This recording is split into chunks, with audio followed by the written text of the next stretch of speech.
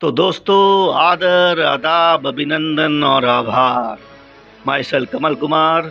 तो पिछली बार मैंने सेकंड चैप्टर यानी the Japanese occupation in Andaman Nicobar island के बुक के बारे में बात किया था। तो आज हम तीसरे चैप्टर यानी केओस एंड रेस्टोरेशन के बारे में बात करेंगे। अगर यह वीडियो आपको अच्छा लगे तो लाइक, शेयर और सब्सक्राइब करना ना भूलें।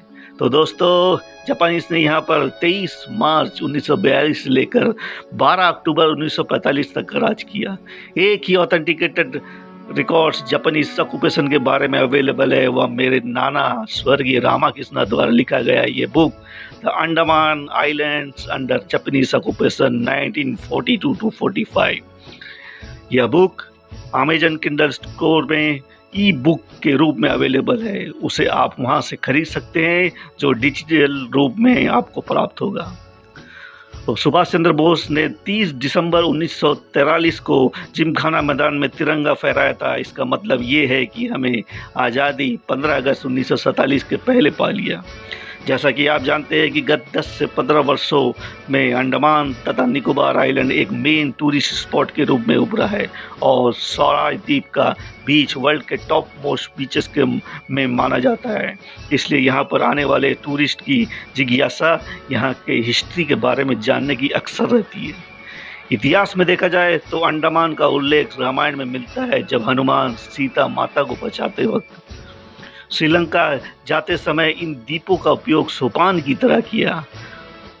मलाय लोगों ने इन्हें अंडमान कहा और अंडमान इसी शब्द का रूप है। दक्षिण पूर्व एशिया की जलयान यात्रा हेतु तमिलनाडु के चोला यात्री इन्हीं द्वीपों में पनाह लेते थे। पुर्तगाल, डेनिश, ऑस्ट्रियन, फ्रेंच सत्ताधारी ने अपने उपनिवेश बनाने का कार्य किया। उसके बाद अंग्रेजों ने किया। जापानियों ने यहाँ 23 मार्च 1942 से 12 अक्टूबर 1945 तक राज किया। तो आइए आज हम रामकृष्णा द्वारा लिखित बुक के तीसरे चैप्टर के बारे में जानते हैं। तो तीसरा चैप्टर है chaos and restoration of order. After the evacuation by the British, the work in the different offices had been disturbed. As the head of the department had left, the senior most subordinates were promoted as departmental heads. Thus, the work of the deputy commissioner and settlement assistant commissioner was combined in the chief commissioner. A tahsildar was appointed as a RAC, a work charge subordinate, the engineer and harbor master, an exploitation officer, the chief forest officer, a sub inspector of police, the superintendent of police, a sub assistant surgeon, the senior medical officer. This was a purely makeshift arrangement. With the advent of the Japanese, when all remaining Englishmen were taken into custody and were made as prisoners, the civil administration came to a standstill. The match factory, the concern of the Western Indian Match Company, the only privately owned concern under a Swedish manager, was also at a standstill when the Swedish was taken into custody along with other Europeans of the settlement. This was the picture of the establishment on the day of the occupation of the island by the Japanese. The convicts who were left loose from the jail by the Japanese and those from the labor barracks considered themselves free on account of the lack of supervision and uncertainty of the situation, started harassing peace-loving villagers. Incensed, the entire villagers at places came out with all sorts of lethal weapons and drove these intruders away. The Japanese, who were the invaders and foreigners, could with some impunity do certain acts of lawlessness, but Indians, instead of extending a protective hand to their brethren in distress, started molesting Indians, and what mischief the local inhabitants were capable of committing on each other will be revealed as this chronicles proceeds. At any rate, all the lawlessness and high-handedness stopped on the third day, by which time many engaged on looting stores and godowns left by British or engaged in mob rule were shot, caught, or beheaded by Japanese. The villagers also killed some of those who launched attack on villages. Two instances of the mob rule, one in Port Blair, South Andaman, and other at Bonington, now Mayabandar at Middle Andaman, were cited as example.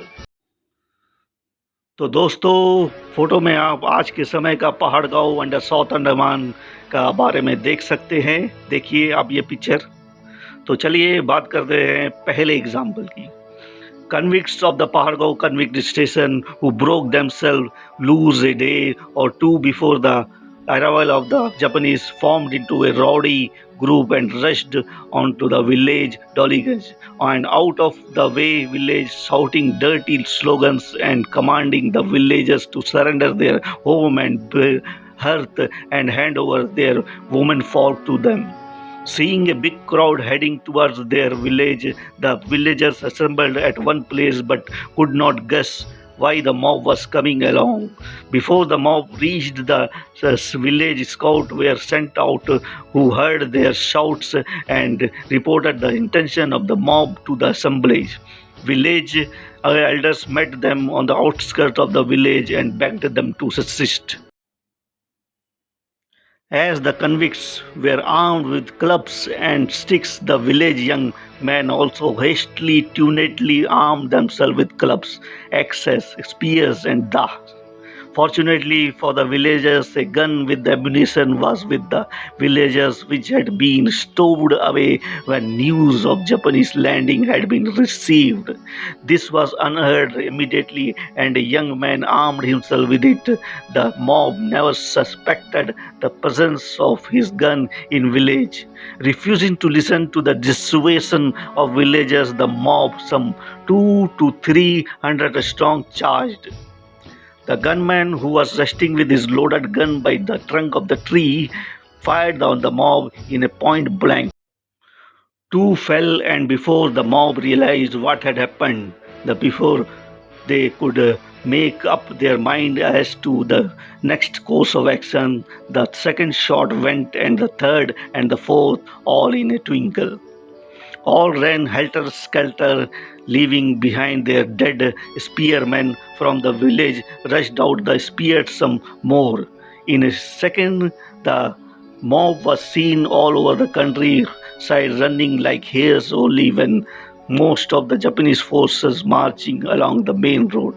This force, seeing some of the men bleeding and some seeing the clothes of some with the fresh blood stains, took them to be either fighters or looters. They in their turn shot a number of them and left them where they fell or others to take lessons from. Their bodies supplied food to crows and maggots, as no one now ventured to dispose of the bodies for fear of being shot. As long as the dead lay on the roadside, people did not form any more mobs anywhere, as the story of the incident had gone round in the island fairly. तो दोस्तों आप photo में देख रहे हैं मायाबंदर का आज का सिचुएशन, जिसे पहले बोनिंगटन के नाम से जाना जाता था। तो दूसरे एग्जाम्पल में हम चलिए बात करते हैं दूसरे एग्जाम्पल में क्या हुआ। Another such brutal drama was being enacted at Middle Andaman. Although the South Andaman was occupied and the concentration of the occupation forces was now centered around Port Blair, no attempt by the Japanese was made to take charge of the North. In about a week, news reached through fishermen about the havoc at Mayabandar. After the evacuation, a sub-assistant surgeon was left at Mayabandar by the British. He was holding administrative charge of the place in addition to his professional duties as a medical man. He was given the rank of Tehsildar for administrative purposes.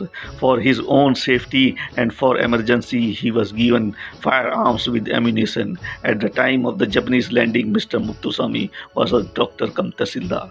Although the Japanese had not actually come to Middle Andamans, the news of their occupation at Port Blair had reached there through fishermen. A few Burman rowdies formed themselves into a gang and attacked the doctor in his house. They wounded him before he could reach for his guns and took away all firearms with ammunition. The doctor hid himself, and when the gang were left the place, he made good his escape along with his wife to Sound Island in a rowboat. Later, the gang searched for him all over the Bonington, and learning that he had gone to the Sound Island, they went there in another boat. He was lying in a precarious condition. The insurgent fell on him. The supplication of his wife was of no avail when she saw that her husband could have no mercy at the hands of the miscreants. She fell flat on him as the gun was leveled at her husband. Both died instantaneously. Here is an example of the bravery and sacrifice of true Indian womanhood.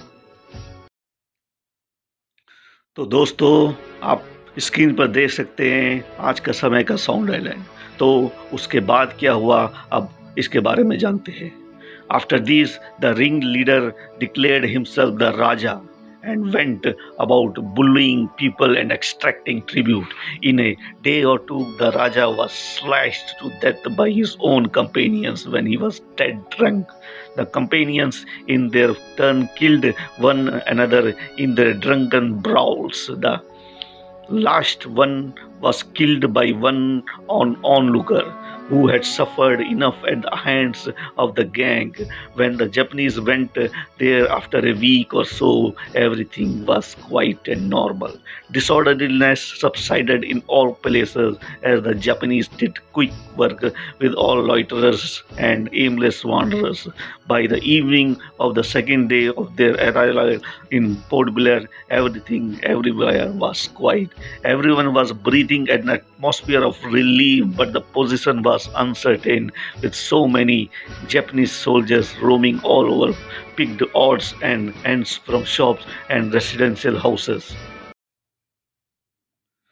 तो मैं आपको बता दूं कि ये book the Japanese occupation in Andaman and Nicobar island 1942 to 45 is available in Amazon Kindle store. तो ये book आप अमेजन किंडल स्टोर से ले सकते हैं। तो दोस्तों, अब थर्ड चैप्टर यहाँ पर ख़त्म होता है। तो अगले चैप्टर यानी chapter number 4 the establishment of administration देखना ना भूलिए। तो दोस्तों, हम वीडियो में बने रहने के लिए शुक्रिया। अगर आपको ये वीडियो अच्छा लगे तो शेयर, सब्सक्राइब और लाइक करना ना भूले, और अंत में smash the bell. Okay, do follow me for the next chapter. Thank you.